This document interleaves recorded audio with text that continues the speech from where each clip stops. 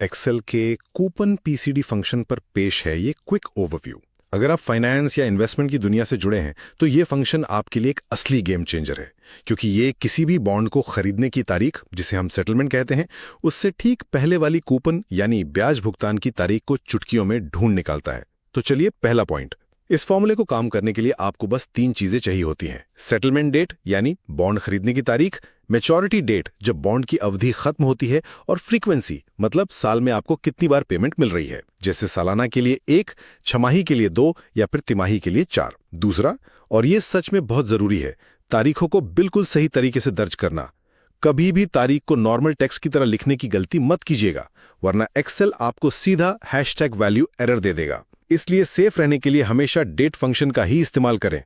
उदाहरण के लिए डेट 2008-5-23। अंत में कुछ आम गलतियों से हमेशा बचिए। भाई, अगर आपकी सेटलमेंट डेट मैच्योरिटी डेट के बराबर या उससे ज्यादा है, या फिर आपने फ्रीक्वेंसी में 1, 2 या 4 के अलावा कोई और नंबर टाइप कर दिया, तो एक्सेल तुरंत #NM एरर दिखाएगा। तो इसका जरूर ध्यान रखिएगा। संक्षेप में कहें तो कूपन पीसीडी फंक्शन आपके इन्वेस्टमेंट डेटा में पिछली कूपन तारीखों को बिना किसी झंझट के कैलकुलेट करने का एकदम परफेक्ट टूल है। तो अगली बार जब आप अपनी फाइनेंशियल स्प्रेडशीट पर काम करें, तो कैलेंडर पर दिन गिनने में समय बर्बाद करने के बजाय इस स्मार्ट फॉर्मूले का फायदा जरूर उठाइएगा। फाइनेंशियल एनालिसिस के लिए माइक्रोसॉफ्ट एक्सेल का इस्तेमाल होता है, तो आज हम एक ऐसे फंक्शन को समझने वाले हैं जो काफी समय बचा सकता है और काम को बहुत आसान बना सकता है।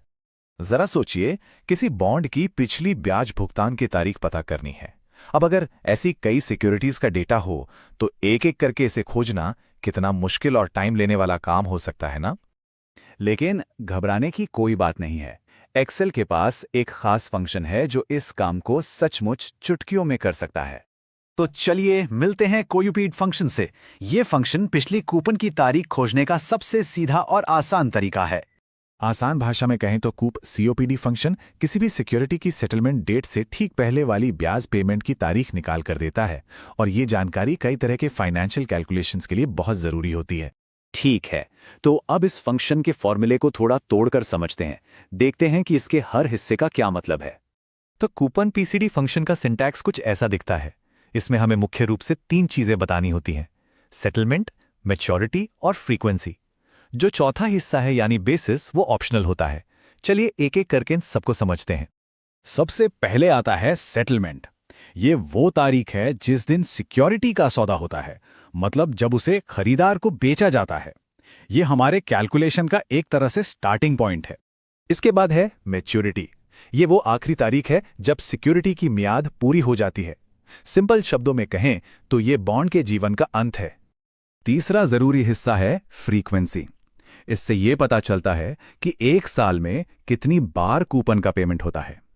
अगर साल में एक बार पेमेंट है तो 1, 6 महीने में है तो 2, और हर 3 महीने में है तो 4 का इस्तेमाल होता है। और आखिर में आता है बेसिस, जो कि एक ऑप्शनल आर्ग्यूमेंट है। यह बस ये तय करता है कि एक्सेल दिनों की गिनती किस तरीके से करेगा, क्योंकि फाइनेंस की दुनिया में इसके लिए अलग अलग स्टैंडर्ड्स होते हैं। अब ये स्लाइड काफी इंटरेस्टिंग है, क्योंकि यहां अलग अलग बेसिस ऑप्शन दिखते हैं। अगर इस जगह को खाली छोड़ दिया जाए तो एक्सेल अपने आप 0 यानी US 30 360 बेसिस इस्तेमाल करता है, लेकिन यहां एक्चुअल/एक्चुअल जैसे दूसरे ऑप्शंस भी मौजूद हैं। चलिए, थ्योरी तो बहुत हो गई, अब इसे प्रैक्टिकल में इस्तेमाल करके देखते हैं। एक उदाहरण लेते हैं और कुछ जरूरी बातों पर भी नजर डालते हैं। तो मान लेते हैं हमारे पास ये डेटा है। सेटलमेंट की तारीख है 25 जनवरी 2013, मैच्योरिटी की तारीख है 15 नवंबर 2013, फ्रीक्वेंसी है 2 यानी साल में 2 बार, और बेसिस है 1 यानी एक्चुअल बाय एक्चुअल।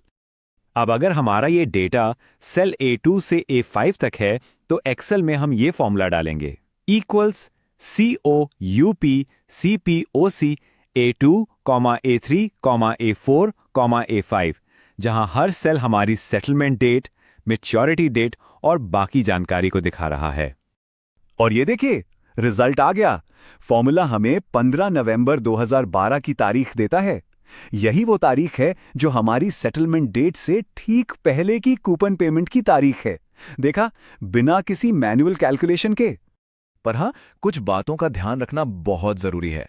अगर फ्रीक्वेंसी 1, 2 या 4 के अलावा कुछ और हुई, या बेसिस 0 से 4 की रेंज के बाहर हुआ, तो #new में एरर आएगा। और साथ ही अगर सेटलमेंट या मैच्योरिटी की तारीखें ही गलत हैं तो हैश वैल्यू एरर आ सकता है। तो इस पूरी बातचीत का निचोड़ क्या है? आखिर ये फंक्शन इतना जरूरी क्यों है? तो इसका सबसे बड़ा फायदा यह है कि कोपीसीडी एक बहुत जरूरी कैलकुलेशन को पूरी तरह से ऑटोमेट कर देता है।